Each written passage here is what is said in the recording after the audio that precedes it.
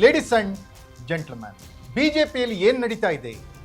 ಯತ್ನಾಳ್ ಮತ್ತು ಯಡಿಯೂರಪ್ಪ ಒಂದಾಗಲಿಲ್ಲ ಅಂದರೆ ಬಿಜೆಪಿ ಪತನವಾಗುತ್ತಾ ಕರ್ನಾಟಕದಲ್ಲಿ? ಬಿಜೆಪಿಯನ್ನು ಕಟ್ಟಿ ಬೆಳೆಸಲಿಕ್ಕೆ ಯತ್ನಾಳ್ ಮತ್ತು ಯಡಿಯೂರಪ್ಪ ಒಂದಾಗಲಿಲ್ಲ ಅಂದರೆ ತುಂಬ ಕಷ್ಟ ಏನಾದರೂ ಆಗ್ಬಿಡುತ್ತಾ? ಹಾಗಾದರೆ ಅಂತಹ ಪ್ರಬುದ್ಧ ನಾಯಕತ್ವ ಸಿಗ್ತಾನೆ ಇಲ್ವಾ?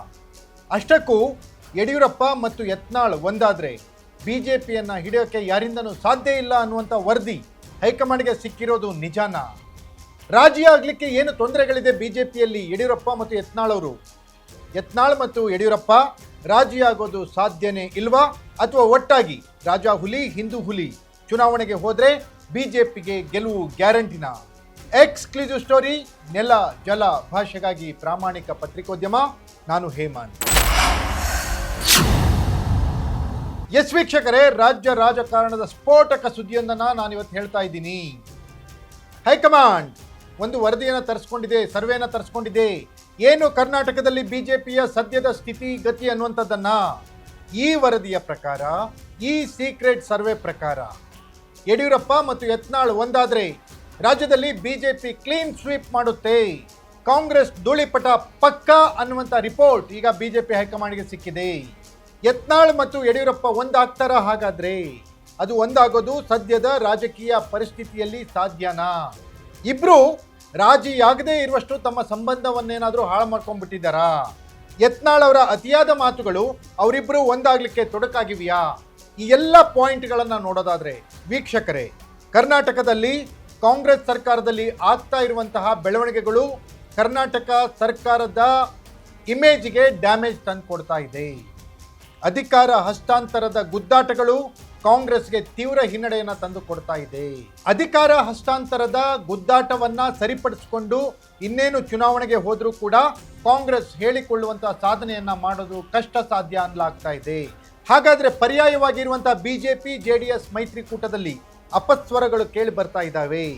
ಯತ್ನಾಳ್ ಮತ್ತು ಯಡಿಯೂರಪ್ಪ ಒಂದಾದ್ರೆ ಬಿಜೆಪಿಗೆ ಜೆಡಿಎಸ್ ಮೈತ್ರಿಯ ಅವಶ್ಯಕತೆಯೇ ಇಲ್ಲ ಅನ್ನುವಂಥ ಸ್ಫೋಟಕ ಅಂಶ ಸರ್ವೆಯಲ್ಲಿ ದಾಖಲಾಗಿದೆ.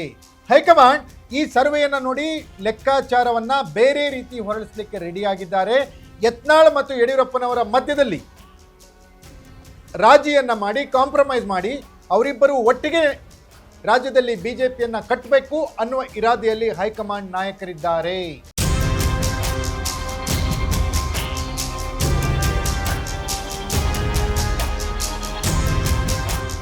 ಎಸ್ ವೀಕ್ಷಕರೇ, ದಕ್ಷಿಣ ಭಾರತದ ಹೆಬ್ಬಾಗಿಲು ಕರ್ನಾಟಕ ಅನ್ನೋ ಥರ ಬಿಜೆಪಿಯನ್ನ ಕಟ್ಟಿ ಕರ್ನಾಟಕದಲ್ಲಿ ಬಿಜೆಪಿಯನ್ನ ಅಧಿಕಾರಕ್ಕೆ ತಂದಂತಹ ಯಡಿಯೂರಪ್ಪನವರು ಜೊತೆಗೆ ಇತ್ತೀಚೆಗೆ ಹಿಂದೂ ಹುಲಿ, ಹಿಂದೂಗಳ ಹೃದಯ ಸಾಮ್ರಾಟ ಅಂತ ಹೆಸರಾಗಿರೋ ಬಸನಗೌಡ ಪಾಟೀಲ್ ಯತ್ನಾಳ್ ಇವರಿಬ್ಬರು ಒಟ್ಟಿಗೆ ಸೇರಿದ್ರೆ ರಾಜ್ಯ ಬಿಜೆಪಿಯನ್ನ ಹಿಡಿಯೋರೇ ಇಲ್ಲ.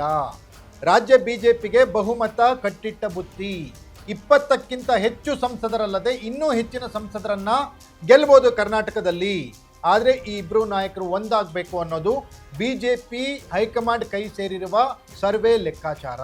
ಈ ಸೀಕ್ರೆಟ್ ರಿಪೋರ್ಟ್ನ ಹಿಂದೆ ಬಿದ್ದಿರುವಂತಹ ಕೇಂದ್ರ ಬಿಜೆಪಿಯ ವರಿಷ್ಠ ಮಂಡಳಿ ಕರ್ನಾಟಕದಲ್ಲಿ ಯಡಿಯೂರಪ್ಪ ಮತ್ತು ಯತ್ನಾಳ್ ಅವ್ರನ್ನ ಒಟ್ಟಿಗೆ ಸೇರಿಸುವಂಥ ಪ್ರಯತ್ನಕ್ಕೆ ಕೈ ಹಾಕ್ತಿದ್ದಾರೆ ಅನ್ನೋದು ಸದ್ಯದ ಸ್ಫೋಟಕ ಸ್ಟೋರಿ.